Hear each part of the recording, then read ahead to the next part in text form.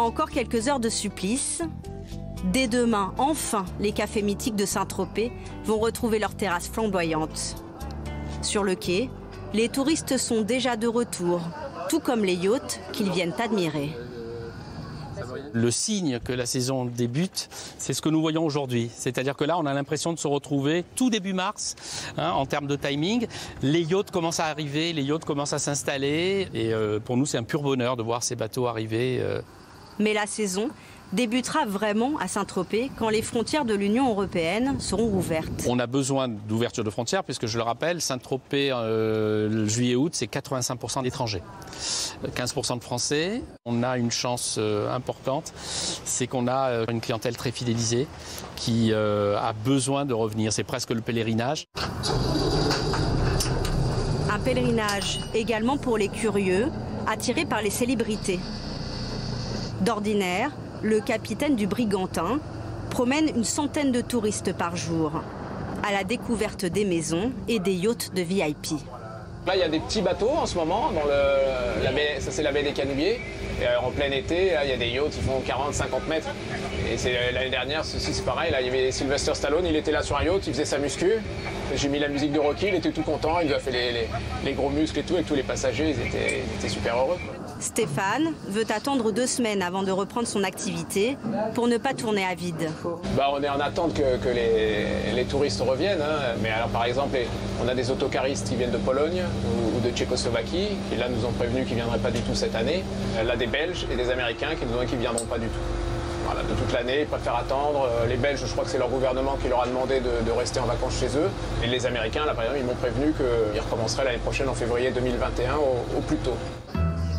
Simone Duckstein est la propriétaire de l'hôtel mythique de Saint-Tropez, La Ponche, là où aimait séjourner Brigitte Bardot. Et voilà, nous sommes dans la chambre de Madame Bardot. Bon, elle est là sur la place de La Ponche. Elle me disait que c'était un petit bar de rien du tout, ce qui était vrai, parce qu'à l'époque, c'était un petit caboulot de rien du tout. Et puis, c'est devenu le 5 étoiles le plus petit et le plus secret de Saint-Tropez. Mais vous voyez, ça c'est Saint-Tropez, regardez. Alors, il y a un grand panneau, baignade interdite, regardez, il y en a 3 qui se baignent. Voilà, ça c'est Saint-Tropez.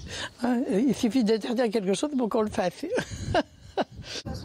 Pendant le confinement, jamais la Tropézienne n'avait vu sa ville si calme.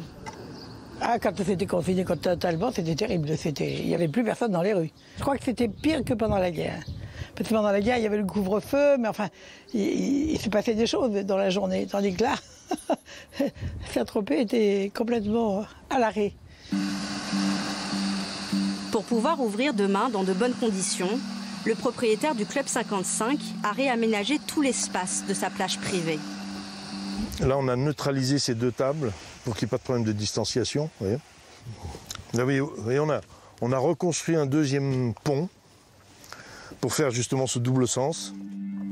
En respectant 1 mètre de distance entre ces tables, Patrice de Colmont va perdre beaucoup de ses clients. Nous, on était un lieu plutôt pour l'ambiance et l'atmosphère, tendance serrée, vous voyez. Voilà. Donc là, on a perdu un peu plus de la moitié, en fait, de nos chaises. Là, pour l'ouverture, ça y est, nous sommes complets le premier jour. Donc nos clients ont vraiment envie d'être avec nous. Nous, on a envie qu'ils arrivent. Et ça, c'est très enthousiasmant, si vous voulez, vraiment. Et pour rattraper ces 3 mois de fermeture, les Tropéziens sont prêts à prolonger la saison touristique jusqu'à la fin du mois de novembre, si le temps le permet.